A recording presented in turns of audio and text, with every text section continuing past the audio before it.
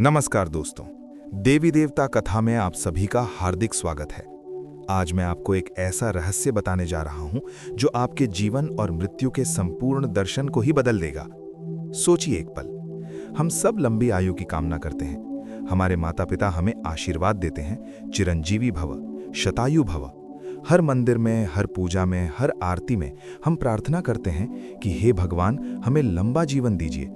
लेकिन क्या आपको पता है कि समुद्र मंथन के समय जब अमृत निकला, देवताओं ने क्यों असुरों को वो अमृत पीने नहीं दिया? यदि अमरता सचमुच वरदान है, तो क्यों भगवान विष्णु ने मोहिनी रूप धारण करके असुरों को धोखा दिया? क्यों देवताओं ने अमृत की एक एक बूंद को इतनी सावधानी से बचाया? यदि आप सोचते हैं कि मृत्यु शत्रु है, तो आप एक गंभीर आध्यात्मिक भूल कर रहे हैं। आज मैं आपको प्रमाण दूंगा कि हमारे वेद पुराणों के अनुसार मृत्यु वास्तव में भगवान ब्रह्मा का एक महान वरदान है और सच्चा श्राप तो अमरता है, मोक्ष बिना का अनंत जीवन। आपको 7 चिरंजीवियों के बारे में पता होगा: अश्वत्थामा, राजा बलि, हनुमान जी, परशुराम जी, विभीषण, ऋषि व्यास और ऋषि कृपाचार्य। ये सातों आज भी इस पृथ्वी पर जीवित हैं। लेकिन क्या आपने कभी सोचा है कि यदि अमरता इतना बड़ा वरदान है, तो अश्वत्थामा क्यों अपने मस्तक के घाव पर हाथ रखकर हजारों वर्षों से पीड़ा में छटपटा रहे हैं? क्यों वे हर शिव मंदिर के दरवाजे पर खड़े होकर भगवान शिव से विनती करते हैं, प्रभु कृपया मुझे मृत्यु दीजिए? आज हम इस रहस्य की गहराई में जाएंगे, लेकिन पृथ्वी माता, धरती, भूदेवी की कथा से शुरू करते हैं, क्योंकि वहीं से ये संपूर्ण रहस्य खुलता है। कल्पना कीजिए, त्रेता युग का अंतिम समय। पृथ्वी कांप रही है, धरती की सतह पर दरारें दिखाई देने लगी हैं, हिमालय के पर्वत अपने स्थान से डगमगाने लगे हैं, समुद्रों का पानी किनारों से ऊपर चढ़ रहा है। पुराणों में उल्लेख है कि भूदेवी, हमारी माता पृथ्वी, गाय का रूप धारण करके साक्षात भगवान विष्णु के दरबार में पहुंची। उनका शरीर थर थर कांप रहा था, उनकी आंखों से आंसुओं की धारा बह रही थी। वैकुंठ लोक में भगवान विष्णु अपने शेषनाग की शैया पर विराजमान थे। माता लक्ष्मी उनके चरणों में सेवा कर रही थीं। वहां शाश्वत शांति थी, दिव्य संगीत था, सुगंधित पुष्पों की वर्षा हो रही थी। लेकिन भूदेवी के आगमन से वो शांत वातावरण भंग हो गया।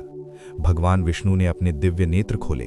उन्होंने पूछा, हे माता भूदेवी, आप इस पीड़ा में क्यों हैं? आपके कष्ट का कारण क्या है? भूदेवी ने रोते हुए कहा, हे जगन्नाथ, हे विश्वपालक, मैं अब सहन नहीं कर सकती। मेरी पीठ पर पाप का भार इतना बढ़ गया है कि मैं पाताल में डूब रही हूँ। हे प्रभु, लोगों की संख्या हर दिन बढ़ रही है, लेकिन उनके पाप और भी तेज गति से बढ़ रहे हैं। धर्म लुप्त हो रहा है, सत्य नष्ट हो रहा है, दुष्ट राजा निर्दोषों का खून बहा रहे हैं, ब्राह्मणों का अपमान हो रहा है, गौ माता की हत्या हो रही है। हर पाप, हर हत्या, हर अधर्म, ये सब मेरी छाती पर पत्थरों की तरह जमा होते जा रहे हैं। हे प्रभु, यदि इसी गति से लोग बढ़े और कोई भी न मरे, तो मैं सचमुच पाताल में डूब जाऊंगी। ये केवल भूदेवी की पीड़ा नहीं थी। सोचिए एक क्षण के लिए, यदि पृथ्वी पर कोई भी न मरे तो क्या होगा? आदम के समय से आज तक जितने लोग पैदा हुए हैं, सब जीवित होते। लाखों, करोड़ों, अरबों लोग। खाना कहां से आता? पानी कहां से आता? रहने की जगह कहां होती? पृथ्वी के हर इंच जमीन पर लोगों की भीड़ होती। पेड़ गायब हो जाते, नदियां सूख जाती, पहाड़ समतल बना दिए जाते, और सबसे डरावनी बात, पाप भी अमर हो जाता। एक दुष्ट व्यक्ति हजारों वर्षों तक पाप करता रहता, उसके कर्म का बोझ बढ़ता जाता। भूदेवी ने जैसा कहा, वो बोझ पृथ्वी ही सहन नहीं कर पाती। लेकिन ये केवल एक कारण था। दूसरा कारण और भी गहरा था, और भी रहस्यमय था। वो कारण क्या था? भगवान विष्णु ने भूदेवी को सांत्वना दी।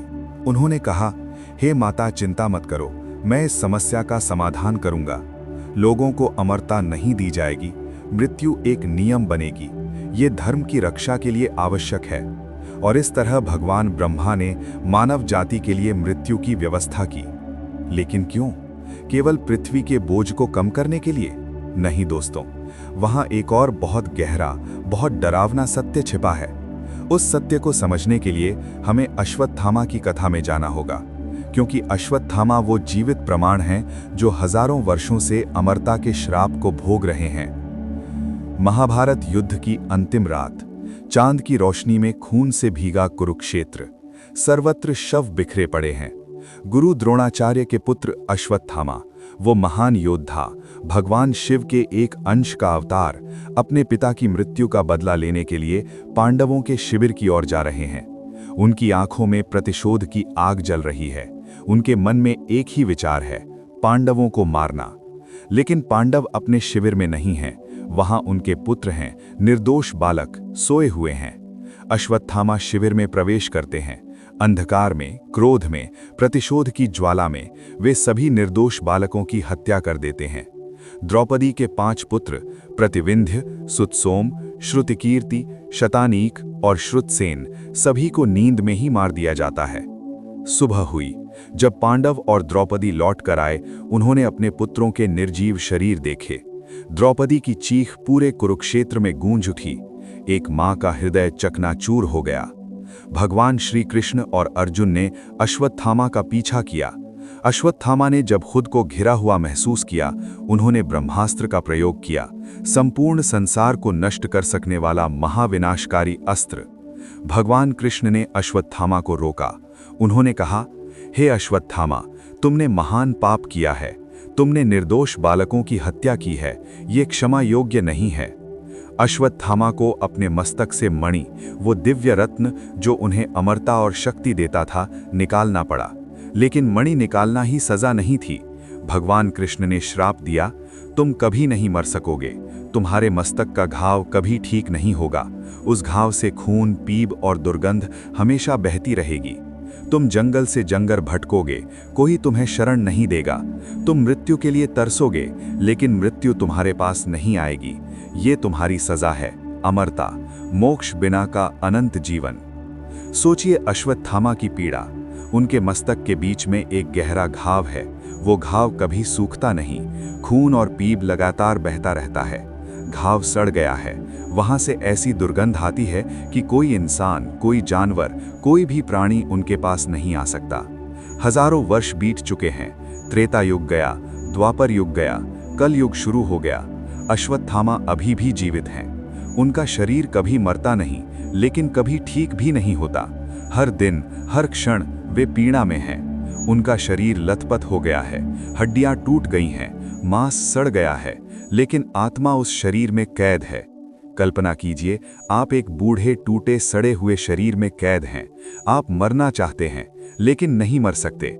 हर सांस पीड़ादायक है, हर क्षण यातना है। पुराणों में उल्लेख है कि अश्वत्थामा हिमालय के जंगलों में भटकते हैं। वे शिव मंदिरों में जाते हैं। रात के समय जब कोई नहीं होता, वे मंदिर में प्रवेश करते हैं।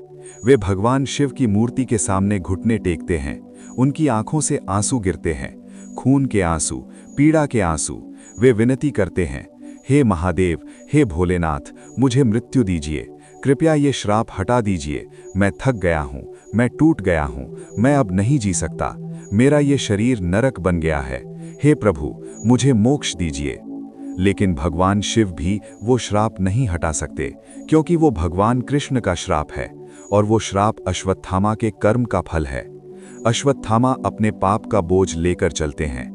कभी कभी कोई साधु, कोई योगी उन्हें देख लेता है, लेकिन उनकी दुर्गंध और भयानक रूप देखकर सब भाग जाते हैं। कोई उन्हें खाना नहीं देता, कोई उन्हें पानी नहीं देता।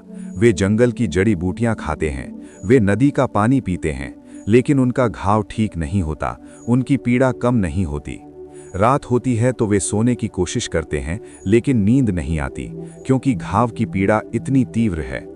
जब वे आंखें बंद करते हैं, उन्हें उन निर्दोष बालकों की चीख सुनाई देती है। उन्हें द्रौपदी का रोना सुनाई देता है। उनका विवेक उन्हें सताता है, उनका पाप उन्हें खाता है, लेकिन वे मर नहीं सकते। ये है अमरता का सच्चा रूप। ये है वो श्राप जो वरदान जैसा दिखता है। अश्वत्थामा चाहते हैं कि वे मर जाएं, उनका शरीर नष्ट हो जाए, उनकी आत्मा मुक्त हो जाए, लेकिन वो संभव नहीं है। वे अनंत काल तक ये पीड़ा भोगेंगे। अब आप सोचिए, क्या ये अमरता वरदान है या श्राप?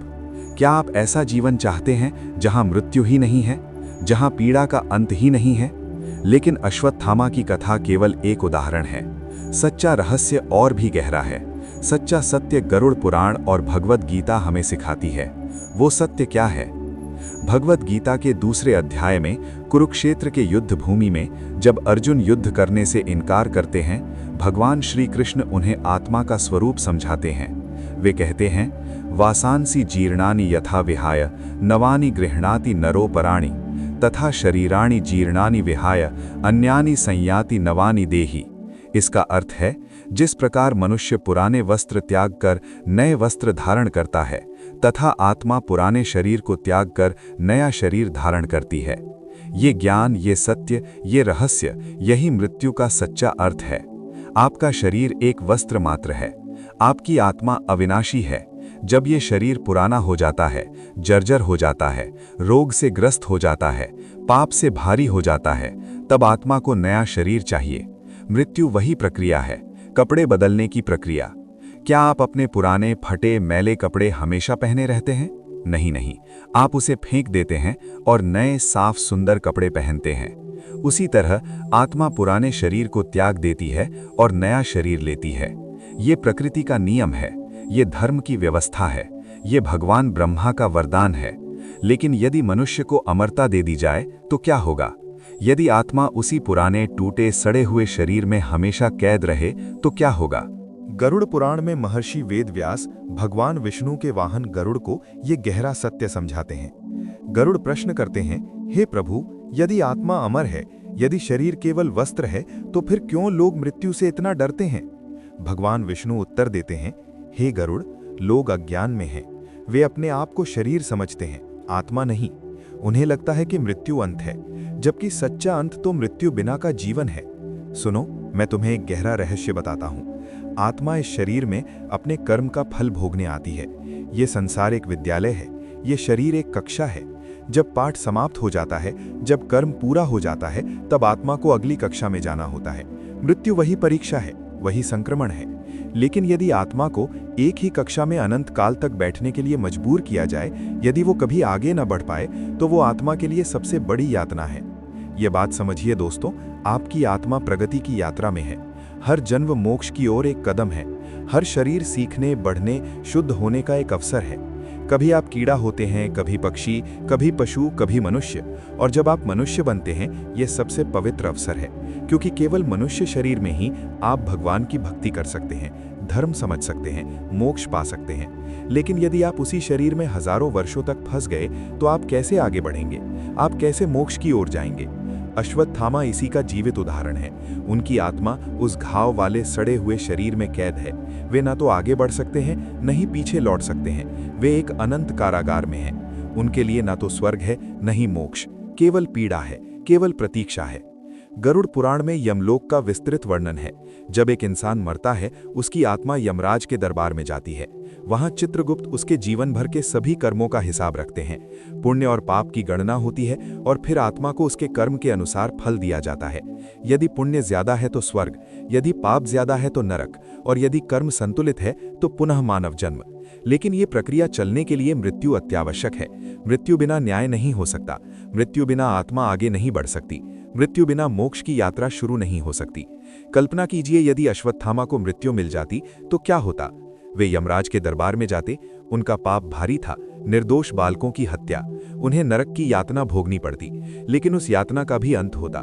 कुछ हजार वर्ष, कुछ लाख वर्ष, जितना भी हो, एक दिन वो समाप्त होता और फिर उनकी आत्मा फिर से शुद्ध हो जाती। उन्हें नया जन्म मिलता, नया अवसर मिलता, फिर से सुधरने का मौका मिलता। वे फिर से भगवान की भक्ति कर सकते थे। वे अपने पाप का प्रायश्चित कर सकते थे। वे मोक्ष की ओर बढ़ सकते थे। लेकिन अभी वे एक ही जगह फंसे हुए हैं। उनका पाप घट नहीं रहा है। उनके कर्म साफ नहीं हो रहे हैं। वे न तो नरक जा सकते हैं, न ही स्वर्ग। वे यमराज के दरबार में भी नहीं जा सकते, क्योंकि वे मरे ही नहीं हैं। ये है अमरता का सच्चा श्राप, आध्यात्मिक प्रगति का पूर्ण अंत। गरुड़ पुराण में एक और गहरा सत्य प्रकट किया गया है। पुराण में कहा गया है कि शरीर पंच महाभूत से बना है: पृथ्वी, जल, अग्नि, वायु और आकाश। जब इंसान मरता है, ये पंच तत्व फिर से अपने अपने स्रोत में लौट जाते हैं। पृथ्वी पृथ्वी में मिल जाती है, जल जल में, अग्नि अग्नि में। ये एक पवित्र चक्र है, ये प्रकृति का संतुलन है। लेकिन यदि शरीर कभी नष्ट नहीं हुआ तो ये तत्व कैद रहते हैं। वे प्रकृति में वापस नहीं जा सकते। नया जीवन सृजित नहीं हो सकता। संपूर्ण प्रकृति का चक्र अवरुद्ध हो जाता है। अश्वत्थामा के शरीर में मौजूद पृथ्वी तत्व हजारों वर्षों से कैद है। वो मिट्टी जो अन्य जीवों को पोषण दे सकती थी, जो वृक्ष बन सकती थी, जो फूल बन सकती थी, वो एक सड़े हुए शरीर में बंधी हुई है। ये प्रकृति के विरुद्ध पाप है, ये सृष्टि के नियम का उल्लंघन है। इसलिए भगवान ब्रह्मा ने मनुष्य को मृत्यु दी। ये केवल मनुष्य के लिए ही नहीं, ये संपूर्ण सृष्टि के लिए आवश्यक था। अब हम युगों की कथा में आते हैं। हमारे वेदों के अनुसार समय 4 युगों में विभाजित है: सत्य युग, त्रेता युग, द्वापर युग और कलयुग। प्रत्येक युग में मनुष्य की आयु, धर्म की शक्ति और जीवन की गुणवत्ता अलग अलग है। सत्य युग में जब संसार सबसे शुद्ध था, जब धर्म अपनी चरम सीमा पर था, लोग 1 लाख वर्ष तक जीते थे। सोचिए, 1 लाख वर्ष का जीवन। क्यों? क्योंकि सत्य युग में कोई पाप नहीं था। लोग सत्य बोलते थे, धर्म का पालन करते थे, एक दूसरे से प्रेम करते थे। वहां चोरी नहीं थी, हिंसा नहीं थी, झूठ नहीं था। लोगों का शरीर भी शुद्ध था, उनका मन भी शुद्ध था। वे योग और तपस्या करते थे, वे भगवान के ध्यान में जीते थे। इसलिए उन्हें लंबे जीवन की आवश्यकता थी, क्योंकि 1 लाख वर्ष की तपस्या से ही परम सत्य की प्राप्ति होती थी। लेकिन फिर त्रेता युग आया, धर्म थोड़ा घट गया, पाप ने संसार में प्रवेश करना शुरू कर दिया। लोगों में अहंकार जाग उठा, राजाओं में महत्वाकांक्षा बढ़ गई, युद्ध शुरू हुए, और इसलिए भगवान ने मनुष्य की आयु घटा दी 10,000 वर्ष। क्यों? क्योंकि यदि पापी लोगों को लंबा जीवन दिया जाता तो वे बहुत पाप करते, उनके कर्म का बोझ इतना ज्यादा होता कि उसका प्रायश्चित असंभव हो जाता। द्वापर युग में स्थिति और भी खराब हो गई। महाभारत का युद्ध हुआ, लाखों लोग मारे गए। कौरवों और पांडवों के बीच के द्वंद्व ने संपूर्ण आर्यावर्त को नरक में बदल दिया। धर्म आधा रह गया, सत्य और झूठ बराबर हो गए। लोगों के हृदय में लोभ, काम, क्रोध, मोह और अहंकार बसने लगे। इसलिए भगवान ने मनुष्य की आयु और घटा दी 1000 वर्ष। और अब हम कलयुग में हैं। ये सबसे अंधकारमय युग है, ये सबसे पापी युग है। यहाँ धर्म केवल 1/4 बचा है, सत्य लुप्त हो रहा है, लोग स्वार्थी हो गए हैं, वे पैसे, शक्ति और सुख के पीछे भाग रहे हैं, वे भगवान को भूल गए हैं, वे धर्म को भूल गए हैं। कलयुग में मनुष्य की आयु केवल 100 वर्ष है और ये घट रही है। कुछ शास्त्रों में कहा गया है कि कलयुग के अंत की ओर लोगों की आयु केवल 20 वर्ष तक घट जाएगी। लेकिन आप सोचते हैं कि ये श्राप है? नहीं दोस्तों, ये वरदान है, ये भगवान ब्रह्मा की महान दया है। क्यों? सोचिए, यदि कलयुग में लोगों को 10,000 वर्ष का जीवन दिया जाता तो क्या होता? एक भ्रष्ट राजनेता 10,000 वर्ष तक शासन करता, एक दुष्ट व्यक्ति 10,000 वर्ष तक पाप करता, एक लालची व्यापारी 10,000 वर्ष तक गरीबों का शोषण करता। सोचिए कितना पाप जमा होता, सोचिए कितने कर्म का बोझ एक आत्मा पर इकट्ठा होता। वो आत्मा कैसे शुद्ध होती, वो आत्मा कैसे मोक्ष पाती? असंभव होता। इसलिए भगवान ने दयालु होकर मनुष्य की आयु घटा दी। उन्होंने कहा, कलयुग में लोग बहुत पाप करते हैं, यदि मैं उन्हें लंबा जीवन दूं तो उनका पाप इतना ज्यादा होगा कि उनकी मुक्ति असंभव हो जाएगी। इसलिए मैं उन्हें छोटा जीवन देता हूं। इस प्रकार उनका पाप सीमित रहता है।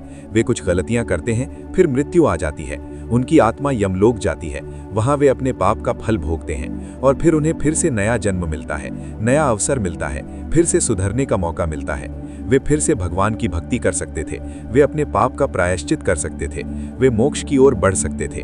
लेकिन अभी वे एक ही जगह फंसे हुए हैं, उनका पाप घट नहीं रहा है, उनके कर्म साफ नहीं हो रहे हैं। वे न तो नरक जा सकते हैं, न ही स्वर्ग। वे यमराज के दरबार में भी नहीं जा सकते, क्योंकि वे मरे ही नहीं हैं। ये है अमरता का सच्चा श्राप, आध्यात्मिक प्रगति का पूर्ण अंत। गरुड़ पुराण में यमराज का एक सुंदर वर्णन है। लोग यमराज को मृत्यु का देवता कहते हैं, वे उनके नाम से डरते हैं। लेकिन सच्चा सत्य क्या है? यमराज धर्मराज हैं, वे न्याय के देवता हैं। वे आत्माओं को उनके कर्म के अनुसार न्याय देते हैं, वे आत्माओं को मोक्ष का रास्ता दिखाते हैं। पुराण में उल्लेख है कि यमराज का दरबार साक्षात न्याय का मंदिर है। वहां कोई पक्षपात नहीं है, वहां कोई भ्रष्टाचार नहीं है। धनी हो या गरीब, राजा हो या भिखारी, ब्राह्मण हो या क्षूद्र, सबको उनके कर्म के अनुसार ही न्याय मिलता है। चित्रगुप्त जी हर इंसान के जीवन भर के हर कर्म का हिसाब रखे हुए होते हैं। आपने किया हुआ हर पुण्य, हर दान, हर सेवा सब लिखा होता है। आपने किया हुआ हर पाप, हर झूठ, हर हिंसा वो भी लिखा होता है। वहां कुछ छिप नहीं सकता, वहां कुछ भूल नहीं सकता। और यमराज उस हिसाब को देखकर फैसला करते हैं। यदि आपका पुण्य ज्यादा है तो वे मुस्कुराते हैं, वे कहते हैं तुमने अच्छा जीवन बिताया है, तुम स्वर्ग के हकदार हो, जाओ वहां सुख भोगो। लेकिन यदि आपका पाप ज्यादा है तो उनका चेहरा गंभीर हो जाता है। वे कहते हैं तुमने बहुत पाप किए हैं, तुमने धर्म का उल्लंघन किया है, तुमने दूसरों को पीड़ा दी है, अब तुम्हें अपने पाप का फल भोगना होगा। और फिर आत्मा को नरक भेज दिया जाता है। लेकिन ये नरक भी अनंत नहीं है, ये समझना महत्वपूर्ण है। हिंदू धर्म में नरक अनंत दंड नहीं है, ये शुद्धिकरण की प्रक्रिया है। ये एक अस्पताल है जहां आत्मा की बीमारी ठीक होती है। आपने जितना पाप किया उतने समय तक आप नरक में रहते हैं। आप अपने कर्म का फल भोगते हैं। आपने जो पीड़ा दी वो आप खुद भोगते हैं। इस प्रकार आपकी आत्मा समझती है, इस प्रकार आपकी आत्मा शुद्ध होती है। और जब आपके पाप का ऋण चुकता हो जाता है तब आपको फिर से नया जन्म दिया जाता है, फिर से मानव जीवन मिलता है, फिर से भगवान की भक्ति करने का अवसर मिलता है। ये है धर्म की सुंदरता, ये है मृत्यु की महानता। मृत्यु आपको ये चक्र पूरा करने की अनुमति देती है। मृत्यु आपको शुद्ध होने की अनुमति देती है। मृत्यु आपको आगे बढ़ने की अनुमति देती है। लेकिन यदि आप अमर हो जाएं, यदि आप कभी यमराज के दरबार में नहीं पहुंचे, तब आपका पाप कभी शुद्ध नहीं होता, आपकी आत्मा कभी मुक्त नहीं होती। आप अश्वत्थामा की तरह एक अनंत कारागार में कैद हो जाते हैं। यमराज को मुक्तिदाता कहना गलत नहीं है। वे वो द्वारपाल हैं जो आत्मा को अगले स्तर पर ले जाते हैं। वे वो शिक्षक हैं जो आत्मा को उसकी गलती समझाते हैं। वे वो चिकित्सक हैं जो आत्मा की बीमारी ठीक करते हैं। हमें उनसे डरना नहीं चाहिए, हमें उनका सम्मान करना चाहिए, क्योंकि वे धर्म के रक्षक हैं, वे न्याय के प्रतीक हैं। भगवद गीता में भगवान कृष्ण ने कहा है कि जो व्यक्ति मृत्यु से नहीं डरता, जो इसे प्राकृतिक प्रक्रिया के रूप में स्वीकार करता है, वो सच्चा ज्ञानी है। हम क्यों डरें? हमारी आत्मा अमर है, हमारा सार अविनाशी है। ये शरीर ही नाशवान है और ये शरीर तो एक दिन जाना ही है। चाहे आज, चाहे कल, चाहे 50 साल बाद, ये शरीर मिट्टी में मिलना ही है। लेकिन आत्मा अनंत यात्रा में है। आत्मा मोक्ष की खोज में है। आत्मा भगवान से मिलने के लिए तड़प रही है। दोस्तों, आज हमने एक गहरा सत्य सीखा। हमने समझा कि मृत्यु शत्रु नहीं, मित्र है। मृत्यु श्राप नहीं, वरदान है। मृत्यु अंधकार नहीं, प्रकाश है। भगवान ब्रह्मा ने हमें मृत्यु देकर महान दया की है, क्योंकि मृत्यु बिना हम कैद हो जाते। मृत्यु बिना हम प्रगति नहीं कर सकते थे। मृत्यु बिना हम मोक्ष नहीं पा सकते थे। अश्वत्थामा की कथा हमें सिखाती है कि अमरता कितनी यातनादायक हो सकती है। भूदेवी की कथा हमें सिखाती है कि मृत्यु केवल व्यक्ति के लिए ही नहीं, संपूर्ण सृष्टि के लिए आवश्यक है। गरुड़ पुराण और भगवद गीता हमें सिखाते हैं कि आत्मा शरीर से बड़ी है, कि मृत्यु केवल कपड़े बदलना है। युगों की कथा हमें सिखाती है कि कलयुग में छोटा जीवन एक आशीर्वाद है, क्योंकि ये हमारे पाप को सीमित रखता है। और यमराज की कथा हमें सिखाती है कि मृत्यु न्याय है, मुक्ति है, नई शुरुआत है।